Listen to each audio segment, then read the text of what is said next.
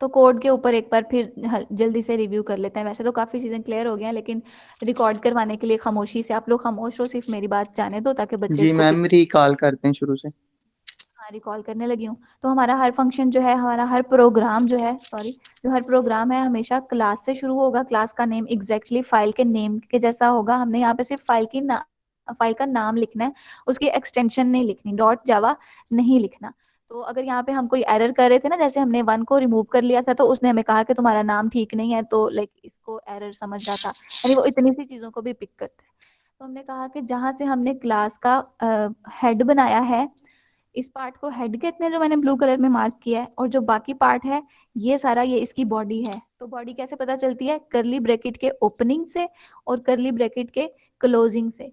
तो यहाँ से क्लास की बॉडी शुरू हुई और यहाँ पर क्लास की बॉडी खत्म हुई। फॉर्मेटिंग के लिए मैंने कहा था कि आपने जहाँ से इसका हेड शुरू होता है ना, उसके नीचे ही इसका क्लोजिंग बनाना है। यानी पब्लिक के पी के नीचे आपके बॉडी का क्लोजिंग होगा करली ब्रैकेट। ठीक है। अब हमने क्लास के अंदर एक फंक्शन बनाना है। अब चूंकि हमने इसके अंदर बनाना है, तो ये इलेबोरेट करने के लिए हमने इसको ऐसे, अगर हम सारा कोड इस तरह से लिख देते ना, तो इतनी हमें चीज़ों की समझ ना आती, वो रीडेबल ना होता, अगली सी लुक आती, और शायद इसको आप लोग पिक ना कर पाते, है ना। तो अब नहीं पता चल रहा कि कौन सी चीज़ स्टार्ट कहाँ से हुई है और कौन सी उसके अंदर है। तो इसके लिए हमने शो करवाने के लिए इसको क्या किया, इंडेंटेशन की, कुछ फॉर्मेटिंग की। तो उसके लिए मैंने आपसे कहा था कि पहला वाला वर्ड जो है वो छोड़ देना, पहले वर्ड को छोड़कर सेकंड वर्ड के नीचे अपनी अगली लाइन स्टार्ट कर लो। तो मैंने क्लास के नीचे फंक्शन का हेडर बनाया, पब्लिक स्टैटिक वॉइड मेन। ये सब चीज़ें थोड़ी बहुत एलेबोरेट कर दी थी। अभी के लिए आप इसको इस तरह ही सेम एज इट इज़ लिखोगे, किसी चीज़ को अपर लोअर केस नहीं करोगे। और ये मेन फंक्शन है। अभी तक के लिए इतना समझो कि इसके अंदर वाली जो चीज़ें हैं ना, वो कंप्यूटर ने पढ़कर उनको ट्रांसलेट करना है और उनके अगेंस्ट कोई आउटपुट देना है। ठीक है। किसी बच्चे का माइक ऑन है? उमर बेटे, उमर सर, आप दोनों माइक ऑफ करो। ठीक है।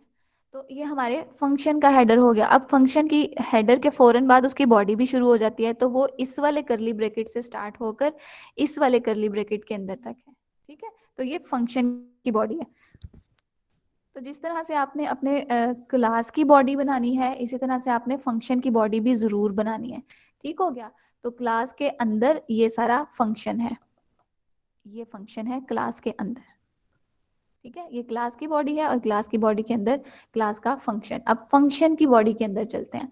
फंक्शन की बॉडी के अंदर हमने क्या करना है, अपना मेन प्रोग्राम लिखना है, वो सेट ऑफ स्टेटमेंट्स लिखनी है जो हमने कंप्यूटर को कन्वे करनी है, और फिर कंप्यूटर ने इसके अगेंस्ट कुछ ना कुछ करना है।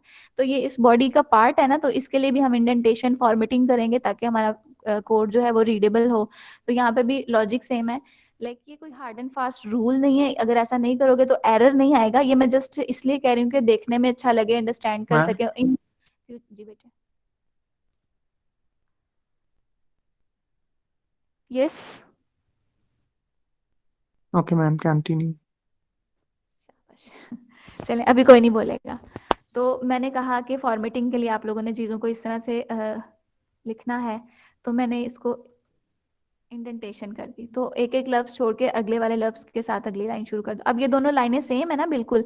लाइक ये इस बॉडी का पार्ट है, तो बिल्कुल सेम स्टेटमेंट्स हैं, इनकी प्रायोरिटी नहीं है। दोनों लाइक सेम चीज़ें हैं और बॉडी पार्ट के अंदर है, फंक्शन के बॉडी के अंदर है। तो इसलिए हम ये नहीं कर रहे कि सिस्टम के आगे यहाँ आउट लेकर जाए, नहीं, ऐसा नहीं करेंगे। जो आपकी इंस्ट्रक्शंस होंगी, जो कोड होगा ना, वो सेम लेवल पर ही होगा।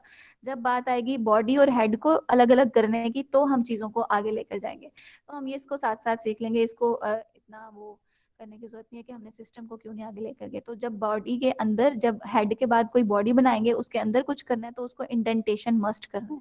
तो इन फ्यूचर भी जहाँ इंडेंटेशन की जरूरत पड़ेगी, मैं आपको साथ साथ बताती जाऊंगी। तो इसके अंदर हमारे पास आई स्टेटमेंट। तो ये बेसिकली वो चीज़ है जो मैंने कंप्यूटर को समझानी है। क्या कहना है, सिस्टम के अंदर से आउटपुट जनरेट करो। आउटपुट किस तरह की होगी, प्रिंटिंग की तरह की होगी, कि मैंने एक लाइन प्रिंट करनी है, उसके ऊपर ये लिख देना। तो डबल कोटेशन मार्क के अंदर जो भी लिखोगे, जैसा भी लिखोगे, वो एज इट इज ऐसे ही आएगा। कुछ स्पेशल सिंबल्स यूज करोगे तो वो भी शायद इस तरह से आएंगे। ठीक है।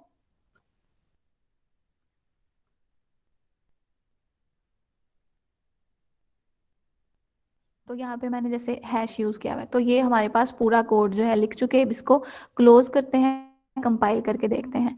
कंपाइलेशन के लिए हम सीएमडी में जाते हैं। सीएमडी के अंदर मेक श्योर कर लो आप वहीं पे खड़े हो के जहाँ पर आपने अपनी